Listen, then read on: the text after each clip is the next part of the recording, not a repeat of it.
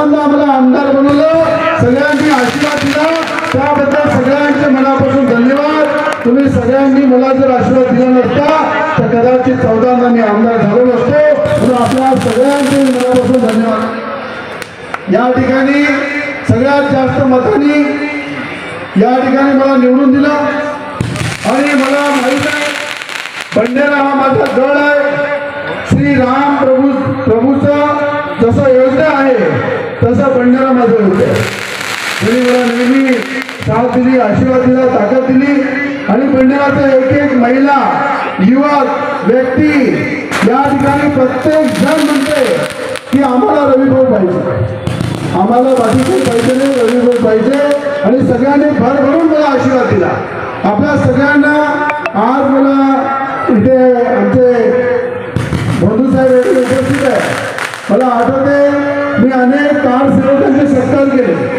Car सेवकांचे सत्कार करताना काही लोक राम मंदिराच्या लढ्यामध्ये ज्यांनी भाग घेतला ते लोक आज आपल्यामध्ये नाही आहे, पण त्यांच्या कुटुंबाचा जेव्हा मी सत्कार केला, कुटुंबाला जेव्हा भेटलो तर मला वाटते आपण भाग्यशाली आहे की श्री राम भगवंताच्या मंदिरासाठी ज्यांनी लढा लढले, जे कार सेवक होते ते आपल्यामध्ये नाही आहे, पण आपल्यामध्ये आज राम मंदिर या ठिकाणी झालेलं आहे।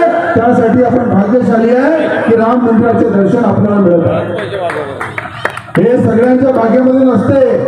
या युगामध्ये ज्या ठिकाणी 1400 वर्षाचा इतिहास, ज्या राम मंदिराला त्या ठिकाणी कुलूप लावून त्या ठिकाणी आमचे सताचंदजी महाराज आहे ते आता वारले, त्यांनी त्या ठिकाणी एवढ्या कठीण परिस्थितीमध्ये रोज दिवा लावण्याचं काम केलं। 95 वर्षामध्ये असताना ते वारले। त्या ठिकाणी हनुमानगडीच्या मूर्तीच्या भूमिपूजनासाठी ते स्वतः येऊन आले होते।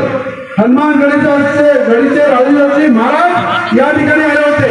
म्हणजे आज मला सांगा, ज्या लोकांनी आपल्या प्राणाची आहुती दिली, श्री राम भगवंताचं राम मंदिर अयोध्येमध्ये झालं पाहिजे, ते आपल्यामध्ये नाही आहे आणि आज आपल्यामध्ये राम मंदिर उभं आहे। ते कोणामुळे?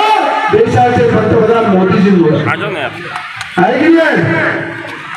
अरे मोदीजीमुळे आहे ना राम मंदिर। म्हणजे आज अनेक पंतप्रधान झाले, अनेक राजकीय नेते झाले, अनेकांच्या तकदीरामध्ये ते होतं ते मोदीजींच्या हातून होतं, मोदीजींच्या हातून घडलं। आज अमरावतीमध्ये 151 फूट उंच हनुमानगडी या ठिकाणी बजरंगबलीची मूर्ती जी स्थापित होत आहे ते आपल्या सगळ्यांच्या आशीर्वादाने आणि प्रभू श्री रामाच्या आशीर्वादाने ते करण्याची मला सौभाग्य मिळालं आणि अमरावतीमध्ये 151 फूट उंच असं बजरंगबलीची मूर्तीची आपण त्यावेळी स्थापना करताय।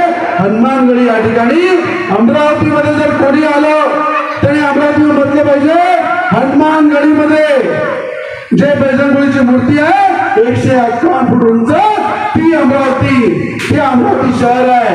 अशा प्रकारची ओळख बजरंगबलीच्या नावाने एक भव्य मूर्तीची स्थापना त्या ठिकाणी आपण सगळ्यांच्या आशीर्वादाने, सगळ्यांच्या सहयोगाने करत आहे। या ठिकाणी मी एवढंच सांगेन, ज्याप्रमाणे श्री राम प्रभू 14 वर्ष वनवासामध्ये होते आणि वनवासामध्ये राहिल्यानंतर राजा कसा असला पाहिजे, कसा तपस्वी असला पाहिजे, राजाचं कर्तव्य काय असते, राजा किती जनतेशी प्रामाणिक असला पाहिजे, हे जर जिवंत उदाहरण आहे श्री राम प्रभूच्या याच्यामध्ये।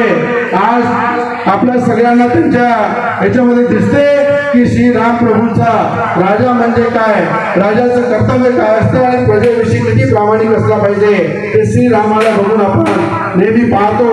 म्हणून आपण सगळ्यांनी मला नेहमी सेवा करण्याची संधी दिली, फुल नाही तर फुलाची पाकळी म्हणून नेहमी आपल्या सगळ्या दुःखासुखामध्ये मी उभा राहिलो आणि मला आठवते की आज अमरावती जिल्ह्यामध्ये विकासाच्या माध्यमातून अनेक कामं केले, विकासाच्या माध्यमातून अनेक कामं खेचून आणले। आज बंडेरा मतदारसंघाचा चेहरा बदलला, अमरावती जिल्ह्याच्या इतिहासामध्ये नोंद करण्यासाठी एक वेळा नवनीत राणा खासदार झाले आणि पूर्ण देशामध्ये अमरावती जिल्ह्याचं नाव उंचवलं। त्या पार्लमेंटमध्ये नवनीत राणाच्या आवाजाच्या माध्यमातून एका समाजाचे प्रश्न त्यांनी तिथे मांडले। आज आपल्या बंडेरामध्ये